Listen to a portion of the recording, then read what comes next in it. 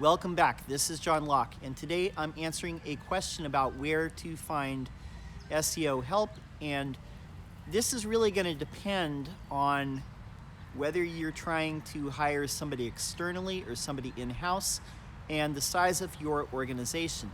And the reason why I say this is the very best SEO consultants will be working one of a few places. They'll either be working in-house at a very large company or a very large SEO agency, or they will be running their own SEO agency or consultancy.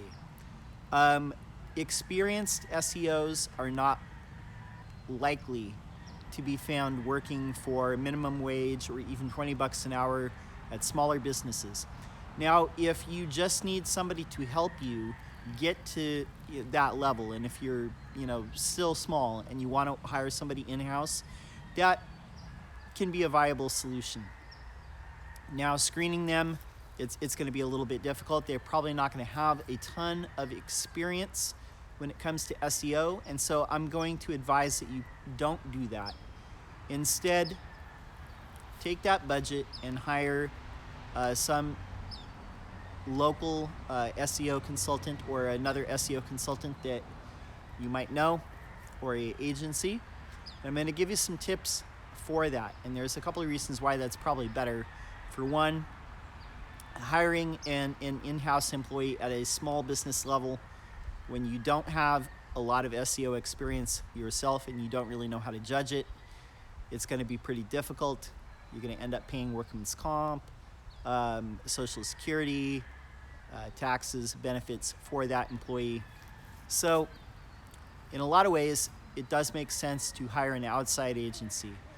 Now, depending on what type of vertical that you're in, it's probably best to hire somebody that has experience in that vertical. For example, our friends in Minneapolis, Hook Agency, they have a lot of experience with construction companies and they do a really good job.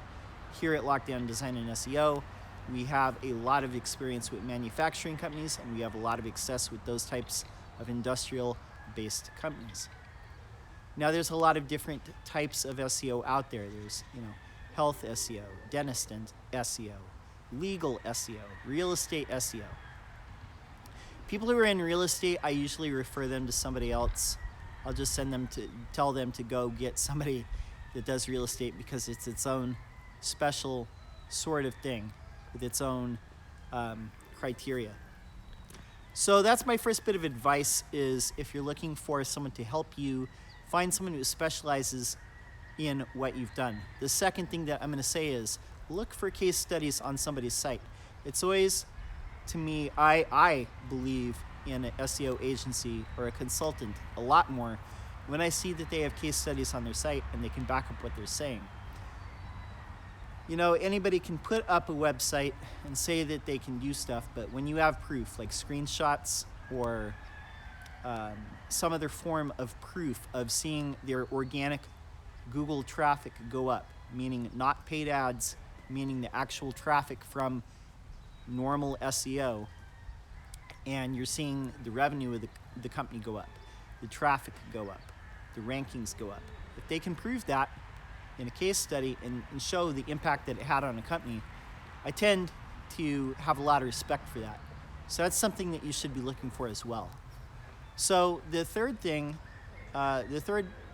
is a lot of people do look for SEO companies. They just kind of search the name of their city and then SEO, or like whatever the city is, SEO company. And what you're going to find is, and you may not know this, but other SEO people will tell you the same thing. In that top 3 or top 5, and it doesn't really matter what city, in almost every metro area, there's going to be some of those people are playing by the rules and they're doing white hat SEO. They're playing by the rules. They're not using shady things. They're not using gimmick tactics, not black hat tactics, what we call. But they're playing by Google's rules, and that is the way to go. But some of the other people that you're going to find sometimes, they're using any type of cheat codes they can manipulate. And maybe that's okay if you're an SEO company, because you can always spin up another SEO website. But if you are a person who's plying a trade, you're a services company, construction, HVAC, plumbing, electrician, you can't afford to not only lose your rankings, but maybe get an algorithmic or even a manual penalty from Google from using shady tactics, questionable tactics. So you need to be very careful in who you select. Check out these different companies' profiles, check out their reviews.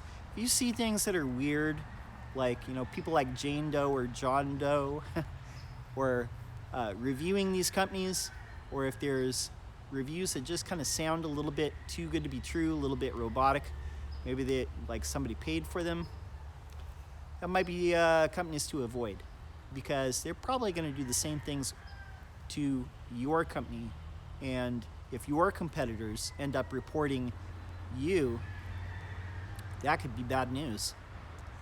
So once you've got a short list of companies that you think you want to reach out to contact, maybe 2 or 3, it's usually about 2 or 3, schedule a phone call with each of those SEO agencies and talk to them. Find out a little bit more about their process. How are they going to diagnose your problems? What steps are they going to take? I tend to shy away a little bit from recommending other SEO companies that sell sort of pre-built packages where you pay them, let's say that you pay them like $1,000 a month, and they're going to build like 50 backlinks to your website, and they're going to write 2 pages of content or whatever, and each of those pieces of content will be 800 words or something like that. Because now what you're really buying is you're buying a set of inputs. Now they're measuring the things that they're giving to you, and the content that they write might be English as a second language type of content, but it's 800 words. Hey, so you got what you paid for. And the backlinks that you might get might be from link farms. They might be from really questionable sites that aren't really going to do a whole lot for your SEO, but hey, you got the links that you paid for. So, I tend to shy away from things like that because they tend not to be productive. So, that last step, talk to the people that you have on your short list, learn about their process, learn about how they're going to help you, and most importantly, see if they can refer you to a past client or past clients. If they've done what they've said they can do, and they have satisfied clients that they've helped grow their business, they should be able to tell you about what they've done. And that's really a test. Anybody can say anything they want about themselves, but it's a lot different when you have other people that will tell you, yes, this person helped me grow my business. Yes, this person helped us grow from, 7 figures to 8 figures. That's kind of important. Hope that gives you some advice. My name's John Locke. My business is Lockdown Design and SEO. I'm here every single day making videos on SEO. Thank you to all the new subscribers who have come on recently. Really appreciate it. I think we had about 45 subscribers this last month. I'll be here tomorrow. Until next time, peace.